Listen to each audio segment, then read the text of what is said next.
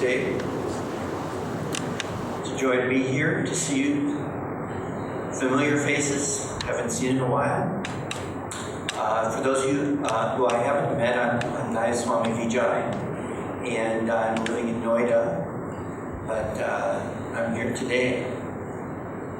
Today's subject is devotion in daily life.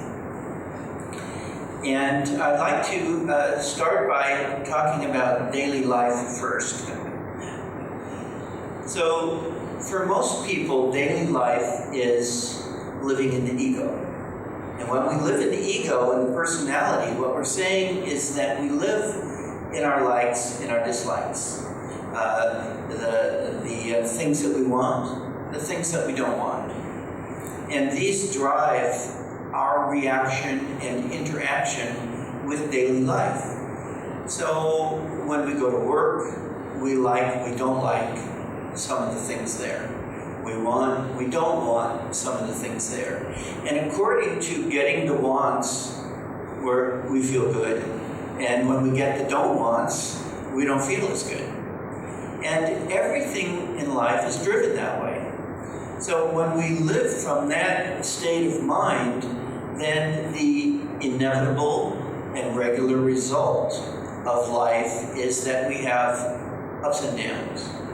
And those ups and downs are within a certain range, within the range of our emotional capabilities. Some people are naturally calmer. Some people are naturally more excitable. Some people are more intellectual. Some people are more emotional. But no matter which category each of us might be in, we still have this range which drives how we feel. And how we feel can be called our general state of well-being, our general state of happiness. And so most of us experience up and down in our happiness, little ups and downs for the little things, and bigger ups and downs for the bigger things. The passing of a loved one, big. A car accident, a big car accident, big. Going on a trip around the world, big.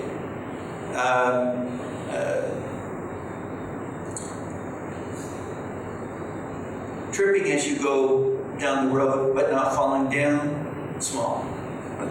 Somebody giving you a little bit of a criticism, not too big, small. The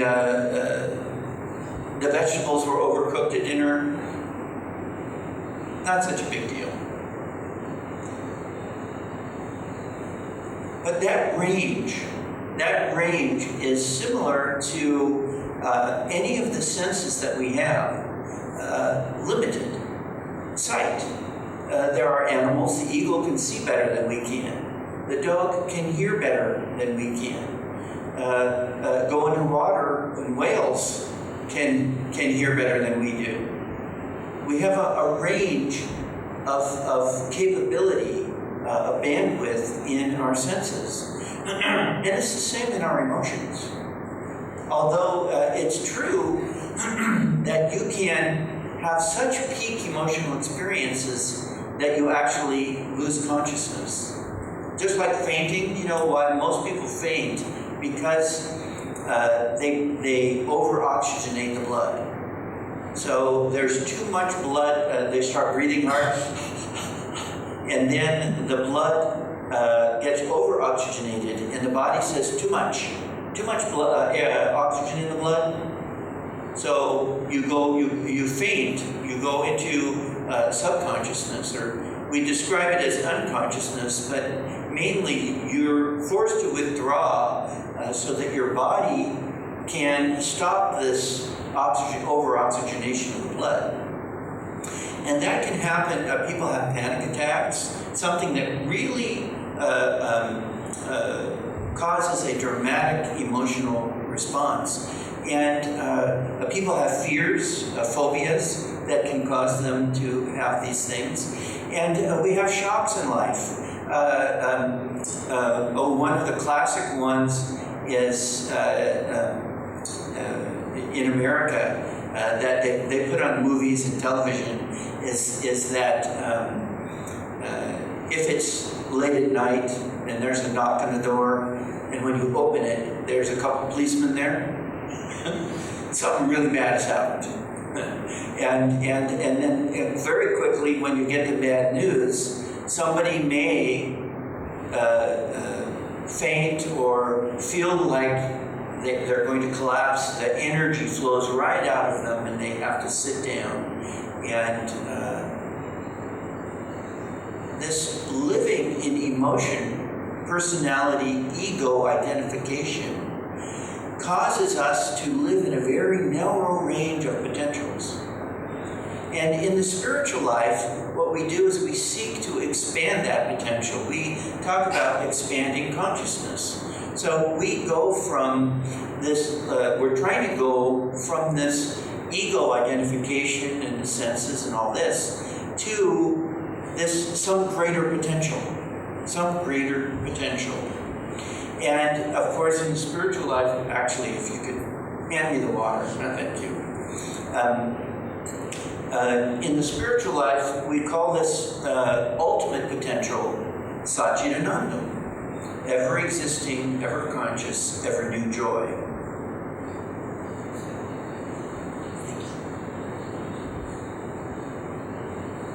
Thank you for that. So we hear about this potential, and when new students come to the meditation classes, the first thing we talk about is basically how to meditate, why you want to meditate, and how to meditate. And then we talk about the 8 attributes of spirit. We talk about, well, what is God? And that God doesn't need to have a particular name. You don't have to worship the God of the Jews or the gods of the Hindus or the God of the Christians or the no God of the Buddhists. That's not the issue. There are attributes to universal consciousness. Let's see, how do I get into trouble here? So, peace, love, and joy, calmness, light, sound, power, and wisdom. Thank you, wisdom. Okay, so these are universal potentials. We're used to living in the potentials of the senses. But now we're talking about trying to live in a universal potential. And where do we experience this universal potential? We all know. These are all aspects of what we might call happiness, right? Happiness includes wisdom, understanding, oh, what should I do? It includes being joyful. It includes being loving. It includes being connected to all of life, having energy. You have to have these attributes and expand them. And we all know where these come from. Where? Somebody tell me? Spirit. And where do we experience spirit? Inside. This is universal truth. Nobody says, okay, I want to feel more loving, so I think I'll focus on my foot. No, you don't do that. You focus on your heart. And yet we know that no doctor has ever gone in there during the operations and gone, ooh, look at the love in that heart. That's healthy love. No, they don't do that. But we know that there are these universal truths about the circumstances in which we live. Priyanandaji often talked about what causes us, people, to raise their heads up and look down their nose at people. The tension in the ego, in the medulla. This is universal. So when people are egotistical, they're not like this. They're like this. When people are happy, they're like this. They're not like this. And these universal truths help us to understand how we can make in daily life swing more towards the happy instead of the ups and downs, and most importantly, that very limited range that we're used to living in. So we're used to living in the idea that happiness is an ice cream cone, or a trip abroad, or a new relationship, or a new job, or more money in the bank. All of those things are, number one, they're limited, and number two is they're temporary. Doesn't matter how rich you get, you may go bankrupt one day. Really rich people go bankrupt all the time. These people make so much money that they never have to work another day, and yet somehow they get into trouble and they lose it. Health. You can go to the gym every day of the week. You can eat the best foods, take all the supplements. You can still get sick. You can still have a car accident. There's no end to the ways that our potential for happiness can be limited. But we think that that's all there is. The ego tells us that there's no more than what I'm getting in the outward right here and now.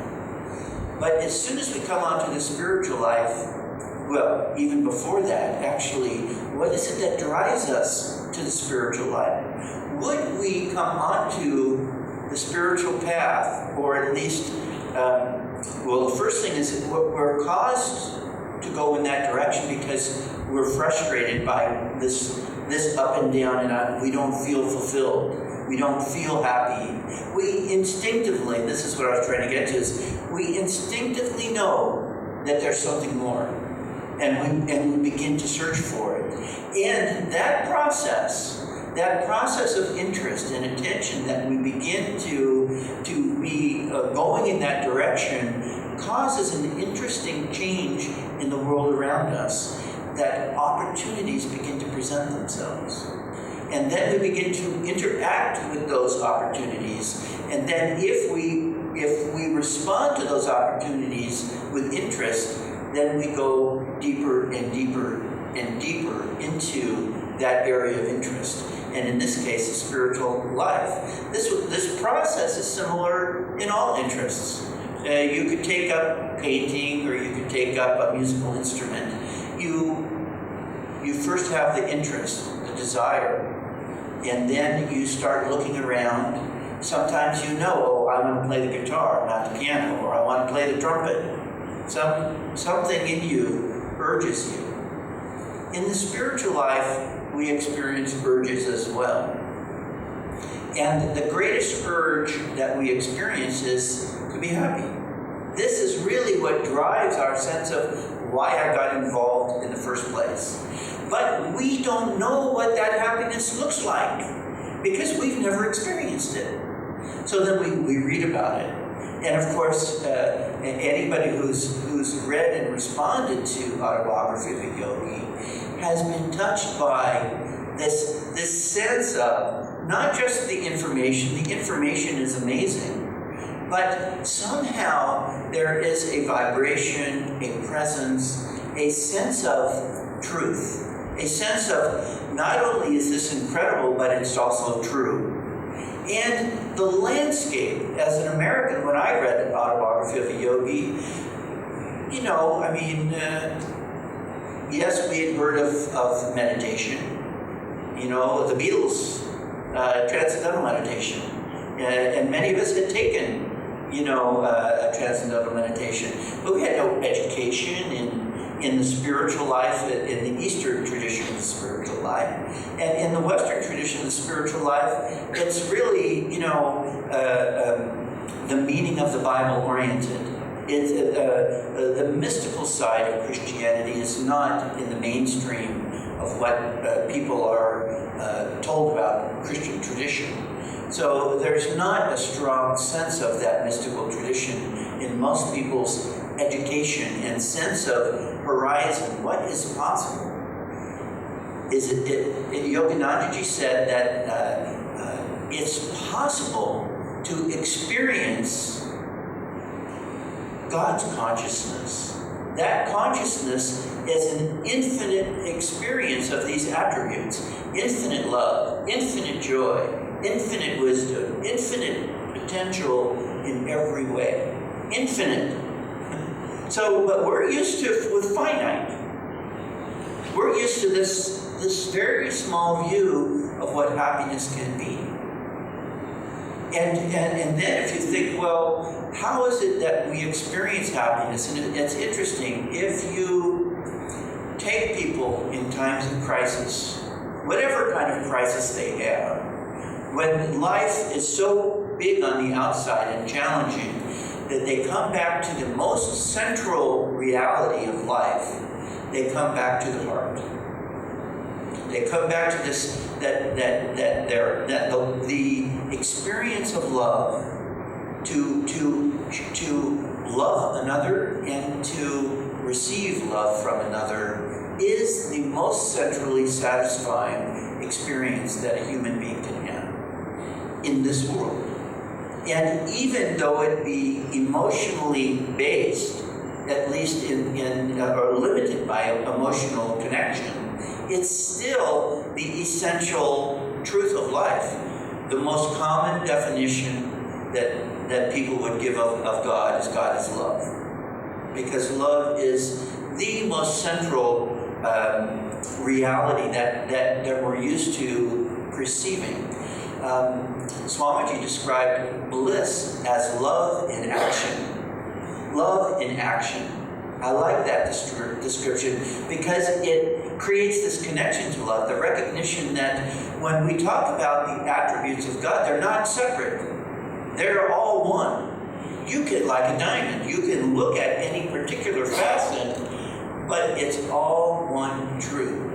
And at the center of all of life is that when we experience life, the connecting point to our most central reality, as Yoganandaji described it, is a point of intuitive connection in the heart. This is where, and then connecting that to the spiritual eye. This is really the body of the soul is in the spine, the chakras, and the command center is the heart connected to the spiritual eye.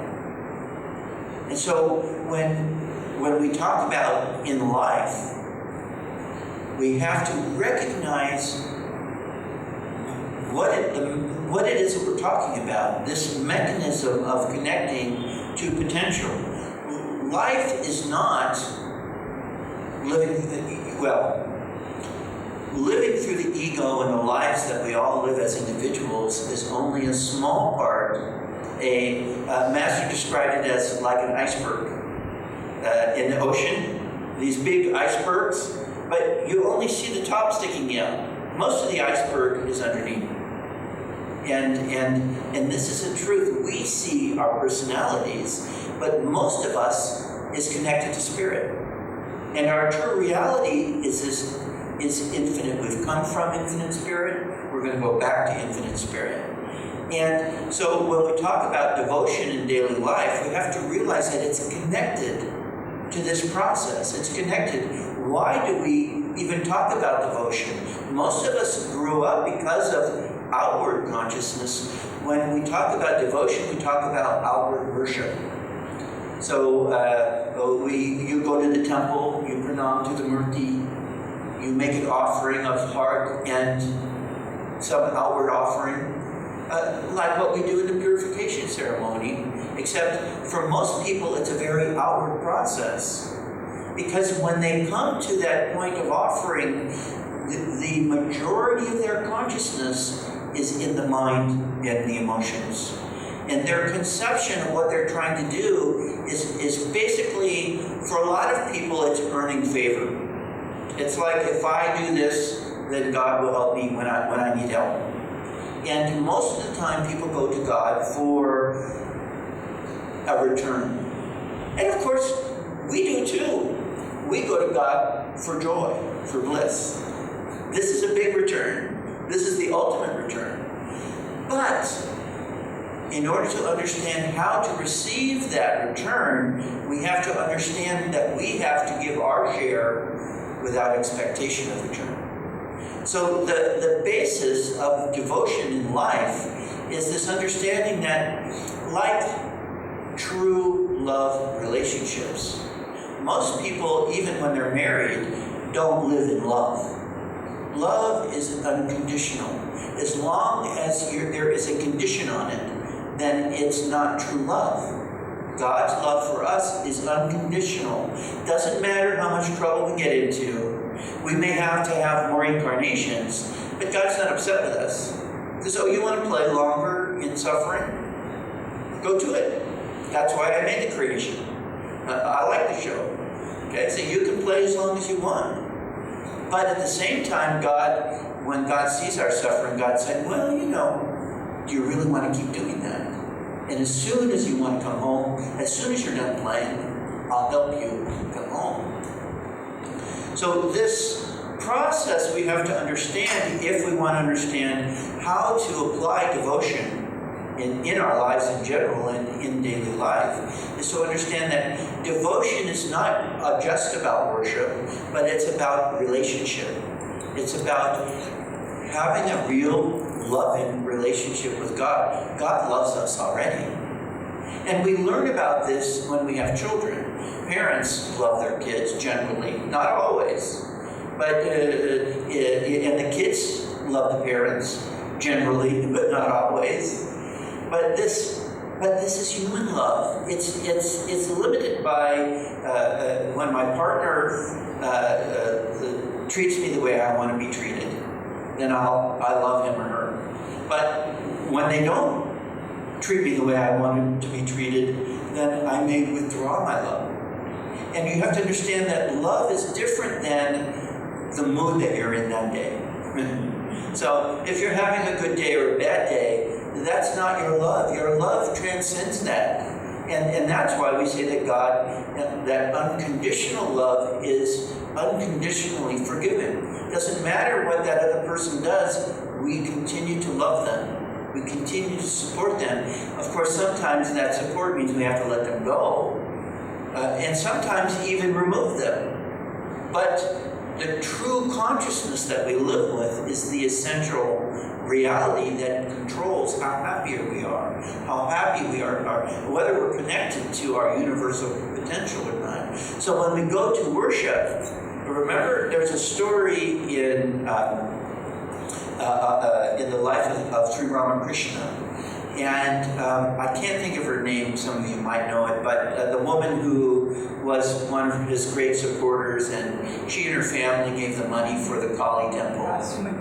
Okay, and so one day she was in the temple with Ramakrishna, and he was doing the puja. He stopped in the middle of the puja, and he turned around, and he slapped her across the face. And she looked. Can you imagine doing that to your number one supporter? The money. And she was shocked. He said, well, why did you do that? And he just looked at her and said, don't bring those thoughts in here. When you're in here, be here. When you're in here, be here. And this is what we need to do. We need to learn how to be here with God in daily life. And our heart connection is our central our central mechanism for connecting to spirit. So if we are talking about, we often talk about Kriya Yoga in daily life. But the central practice of Kriya Yoga is to awaken, as Sri Teshwar described, the natural love of the heart. And as Patanjali talked about, that stage in the spiritual life when devotion to God becomes the natural expression of your soul. It's not something that you force yourself to do. In the beginning, it's unfamiliar. It's like a new relationship. How do I relate to this person? I don't know this person. In this case, I don't know God. How do I know how to relate to God? I have to grow in that relationship. I have to learn how to be a devotee. I need to learn how to be God's child. I need to learn how to be God's friend. Most people haven't grown up with the idea of God as friend. When we pray, we say, Heavenly Father. God can be Father. Divine Mother. God can be Mother. Friend. God as friend and as beloved. Any of those are valid. Swamiji often said that friendship was, and Master said this, was in many ways the sweetest, because there's no compulsion. There's the father's got to love the kid. The mother's got to love the kid. The beloved doesn't have to, but the beloved relationship is a little dangerous sometimes. And they say you can make demands on God, and you can be angry with God. But if you do those and you get caught by the ego in that expression, that can take you away from God. Because the ego has attachment. You can do those things, and so they say that's the most difficult relationship of the spiritual life, for God as beloved in that way. But God as friend, it's like when you say is, I want to be with this person, but I want them to want to be with me, but they don't have to be with me. I want it to be a free will offering. And this is what God is asking of us, a free will offering. Not, Lord, if I am nice to you, then you'll give me what I want. Whether it be bliss and peace. We sit to meditate, we think, well, Lord, you should give me better meditations. I've been meditating for this many days, weeks, months, years. I expect that I should, maybe not all of Samadhi, but some of it, more of it. We come with these expectations. But if we were truly loving, then we wouldn't require any return. What we would say is,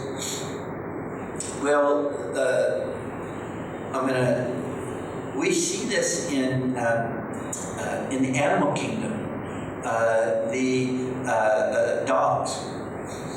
Dogs are known as man's best friend. Why is a dog man's best friend? Because dogs will forgive. They will still be loyal to people who abuse them. And if you're loving and caring to your dog, they will do anything for you. And there's many cases over the years of dogs, in recent years, but I think there was one in a past century. Dogs who, one case of a dog who sat in front of the hospital, his master had gone in for surgery and had died. The dog didn't know he died, and the dog, for the whole rest of that dog's life, every day he spent the day outside the hospital. And many animals who have traveled hundreds and thousands of miles to get home to their family. And why would they do that? Because of this commitment to their family. And so in the case of our relationship with God, we have to realize that this relationship, the reason we would be concerned about devotion in daily life is because we're trying to grow a relationship that's so much bigger than the human relationships that we've experienced so far. And of course, the ultimate human experience and relationship is the guru-disciple relationship. Because in that, we're experiencing God actually manifesting in a physical form to give us something to focus on. But we don't focus on the body, we focus on the vibrations. We focus on that inner connection. Where God is, remember, God is center everywhere, circumference nowhere. And where is the center of that center for us? Right here in the heart. So when we talk about devotion, we have to say, when I'm experiencing devotion, I'm connected to my heart, and that heart flow is then going towards the object of my interest, whatever it may be. So you can love the work that you do. You can love the people that you meet. You can love every life experience. You can even love bumping your knee. You can, well, I was just telling the story to Amit. Over the summer I went to the United States for my daughter's wedding, and on the way I stopped off at the beach for a little vacation. For 9 days at the beach, and I wanted to go surfing. And my whole goal to go to that beach was so that I could go surfing. And so I got there, and on the very first day, I got the surfboard, I went in the water, and after maybe half an hour, I fell off and got tumbled, and the surfboard smashed into my rib, and that was it. I couldn't surf anymore for the rest of the vacation. And what was pleasing to me was that it didn't bother me at all. It was like, 45 years ago, I would have been really upset. What do you mean I'm on vacation and nothing, is not going right? I'm upset. But right away I realized that God was playing with me, and I enjoyed the play. And this is the key. You can take every life experience and recognize that this is my relationship with God, not with the surfboard, not with the ocean. They're secondary. When my spouse is yelling at me, God is yelling at me. Now, it's true there's a subtext message about that. Like when I told my daughter that this had happened, she just shook her head. She went, what are you doing out there? You're old now. Why are you even, but of course, and she heard her view was, of course that could happen, or in this case, she's thinking it would happen. But the key is to recognize that the level, the purpose of our devotion, and not only the purpose of it, but the essential truth of who and what we are. Remember, in the Eightfold Path, when Patanjali talks about devotion to God as a natural stage of spiritual evolution, what he's really saying is that this is our true nature, that we have come back to our true nature as a soul. It's not something that we're trying to take on that's foreign to us. It's something that's natural to us. The analogy that just came to my mind is lipstick. So, in the beginning, in order to make your lips nicer looking, you put on a covering. And we do chanting, and we do worship, and we do things that are outward. But if our love is strong, if your health is vibrant, then your lips will naturally radiate the right color for you. And you don't have to accentuate it on the outside. And even if you do, it doesn't matter whether you do or you don't. The truth of that radiance comes from inside. And this is the reality of the spiritual life, is that when we feel that connection to God, when we have immersed ourselves, expanded the bandwidth, instead of living in the senses and in the ego connections, we've grown past that. We begin to expand that. This is why we meditate. This is why we do kirtan. We're expanding past that. Now we're beginning to experience a greater amount of God's universal potential of love and bliss flowing through us. And the more we experience that, then it becomes our central reality. That's the goal, is that in the beginning it's ego first, or greater amount, and devotion small. But over time, they'll switch. And then devotion connected to God comes first, and ego is seen as a secondary, just like putting on the clothing that you wear. The ego is something that the soul is wearing, but is not defined by it, and no longer limited by it. So then the challenge is, how do we do this? Well, everything that we do in the spiritual life it will improve this process, but the key in all relationships is presence, to be present, to be actively participating. So many people in their relationships, they go through what we call the honeymoon period. Any kind of relationship. It can be a new job, it can be a new anything. But the thing is, in the beginning, everybody's on their best behavior, and you're having a good time, and everybody's happy. But then, gradually, the daily life comes in, and people start letting their real feelings come out. And then a year, 5 years, 10 years down the road, you may have, because of the challenges, you may have created separation. And then of course, all around the world, but in America, divorce is very popular because people grow apart for a variety of reasons. In the spiritual life, and any relationships counselor will tell you, you have to be consciously present and you have to be participating. And in the spiritual life, you have to participate, grow towards participating 24/7. That means you're practicing the spiritual life when you're asleep dreaming.